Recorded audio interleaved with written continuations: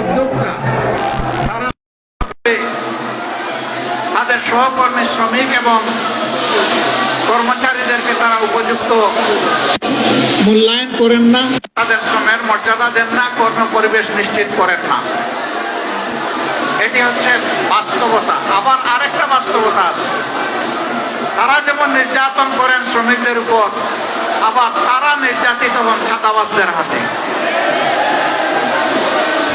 ছাতাবাজরা বিভিন্নভাবে তাদের কাছে হাজির হয়, বিভিন্ন রূপ নিয়ে হাজির হয়, বিভিন্ন দিবস পালনের জন্য হাজির হয়, এমনকি আজকের দিবসটি পালন করার জন্যও বিভিন্ন জায়গায় হাজির হয়েছে। এই দ্বন্দ্ব কতদিন চলবে? আমরা চাই না এই দ্বন্দ্ব চলুক।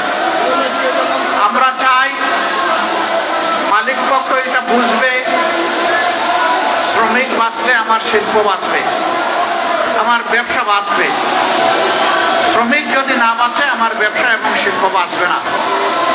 আবার শ্রমিকরাও বুঝবে, উদ্যোক্তা মালিক শিল্পপতি যারা আছেন তারা যদি বাঁচে তাইলে আমরাও বাঁচবো। কারণ আমার কর্মস্থলটাই যদি ধ্বংস হয়ে যায় আমি দাবিটা করবো কার কাছে? এই জন্য উভয় পক্ষেরই এখানে দায় আছে, দায়িত্ব আছে। সত্যিকার অর্থে আমরা যদি একটি টেকসই বাংলাদেশ গড়তে চাই, একটি শান্তির বাংলাদেশ গড়তে চাই, তাহলে সমাজের হাতে হাত ধরে পরস্পরকে সম্মান এবং ভালোবাসা দিয়ে এই সমাজকে গড়ে তুলতে হবে। যেদিন মালিকরা শ্রমিকদেরকে মন ভরে আদর করবেন এবং সম্মান দিবেন, তারা নিশ্চিত থাকতে পারেন শ্রমিকরা 16 আনার শক্তি উজাড় করে এই মালিকের পাশে থাকবে। আর শ্রমিক যতদিন পর্যন্ত অনুভব করবে যে আমার আমাকে মানুষই মনে করে না, আপনি ধরে নেবেন সেও আপনার শিল্পের সংরক্ষণের দায়িত্ব কিছু মনে করবে না। উভয় পক্ষ আমরা ক্ষতিগ্রস্ত হব। এই জন্য শ্রমিক কল্যাণ ফেডারেশনের মূল কাজটি হচ্ছে মালিক এবং শ্রমিকের সমন্বয়ে একটি দরদি, একটি পারস্পরিক ভালোবাসা এবং সম্মানের সমাজ গড়ে তোলা। আমরা সেই সমাজটাই দেখতে চাই। বাংলাদেশের কর্ম উপযোগী 70% মানুষ হচ্ছেন তারা কর্মজীবী, তারা শ্রমজীবী। 70% মানুষকে উপেক্ষা করে কোনো সমাজ সামনের দিকে এগিয়ে যেতে পারবে না। তবে এই যে কাঙ্ক্ষিত সমাজ আমরা যেটা চাই, যে সকলের সমন্বয়ে সহযোগিতায় পারস্পরিক বোঝাপড়ায় সম্মান এবং ভালোবাসার ভিত্তিতে আমরা একটা টেকসই সমাজ গড়ব, সেই সমাজ আল্লাহর কসম, আল্লাহর আইন ছাড়া কোনো কিছু দিয়েই গড়া সম্ভব নয়। এটা দুনিয়ার প্রমাণিত সত্য। 150 বছর আগের এই দিনকে আজকে আমরা গভীর শ্রদ্ধায় পালন করছি, কিন্তু এই দিন পালন তো আমাদের বন্ধ হচ্ছে না। শ্রমিকদের কোথাও অথবা জায়গায় হয়তো 8 ঘন্টার কর্মঘণ্টা আছে, কিন্তু 8 ঘন্টায় তাদের হাতে যে স্যালারি, যে ভাতা তুলে দেওয়া হয়, এ দিয়ে তার নুন আনতে পান্তাও ঘুরায় না, এইটুকু সারতে পারে না। তাই বাধ্য হয়ে এক জায়গায় 8 ঘন্টা কাজ, আরেক জায়গায় গিয়ে করে 8 ঘন্টা কাজ। সে তো মেশিন নয় রে ভাই, সে তো একটা মানুষ। তারও একটা শরীর আমার মতো আছে, তারও কাজের চাপে ক্লান্তি আসে, তারও বিশ্রামের প্রয়োজন হয়, তারও পরিবারকে সময় দিতে হয়, কিন্তু তাদের জীবনটা অনেকটা অমানবিক জীবন। আমরা এই অমানবিক জীবনের অবসান ঘটাতে চাই, এবং এই অমানবিক জীবনের অবসান তখনই ঘটবে যখন সত্যিকারে আমরা মানুষকে মানুষ হিসাবে গণ্য করব এবং সম্মান দেব। মিল কারখানা, ফ্যাক্টরি, ইন্ডাস্ট্রিতে বেশিরভাগ জায়গায় ছোট্ট হলেও পুরুষদের জন্য এখন নামাজের ব্যবস্থা রাখা হয়, কিন্তু পুরুষদের পাশাপাশি এখন আমাদের নারীরাও কাজ করেন, মায়েরা, বোনেরা, কন্যারা কাজ করেন। তাদের জন্য ওই ধরনের নামাজের ব্যবস্থা রাখা হয় না। তারাও তো নামাজ পড়তে চায়। যারা নামাজ পড়তে চায় তাদেরকে আমি মালিক পক্ষের কাছে বিনীত অনুরোধ করব, মেহরবানি করে তাদের ইবাদত পালনের আপনারা অংশীদার হন, এই সম্মানটুকু দেখান, তাদেরকে উপযুক্ত জায়গা তৈরি করে দেন। তারা যেন স্বাচ্ছন্দ্যে সেখানে গিয়ে ওয়াক্তের নামাজটা প্রশান্তির সাথে আদায় করতে পারে। জুপে নয়, করিডোরে নয়, ফাঁকের মধ্যে দাঁড়ায় নয়, বরঞ্চ নামাজের জায়গায় গিয়েই যেন তারা নামাজটা আদায় করতে পারে। সম্মানিত শ্রমজীবী ভাইয়েরা, এখানে একটা বৈষম্য আমরা করেছি, এই জন্য মাপ চাই। অথচ এখনকার স্লোগান হচ্ছে বৈষম্য মুক্ত সমাজ চাই। বৈষম্যটা হলো আমরা স্টেজের উপরে বসা আছি, হোক এটা ট্রাকের উপরে, অসুবিধা নাই, আমরা একটু উঁচুতে, আপনারা সমতলে। আচ্ছা, এটাও মানলাম, হয়তো একে অন্যকে দেখার সুবিধা এই অ্যারেঞ্জমেন্ট করা হয়েছে, কিন্তু আপনাদের মুখটা সূর্যের দিকে আর আমাদের মুখটা ছায়ার দিকে।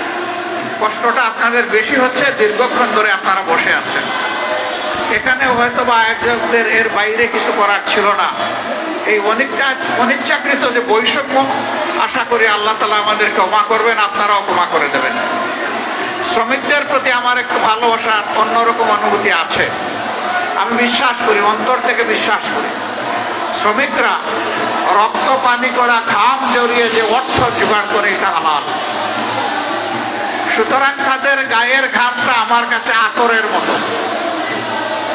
আমি যখন কোথাও কোনো শ্রমিকের সংস্পর্শে যাই, কেউ কেউ তাদেরকে হাত মেলানো থেকে বিরত রাখতে চায়, আমি টান দিয়ে বলি, আসো ভাই, তোমার সাথে একটু বুক মিলাই, কারণ তোমার বুকের ঘামটা আমার জন্য আতর, সুগন্ধি, সৌভাগ্যের কারণ, তোমার রুচি হালাল। আল্লাহর হাবিব বলেছেন, ওই সমস্ত গরিব, দুঃখী, মেহনতি মানুষ সচ্ছল মানুষদের চাইতে 500 বছর আগে আল্লাহ প্রবেশ করবে।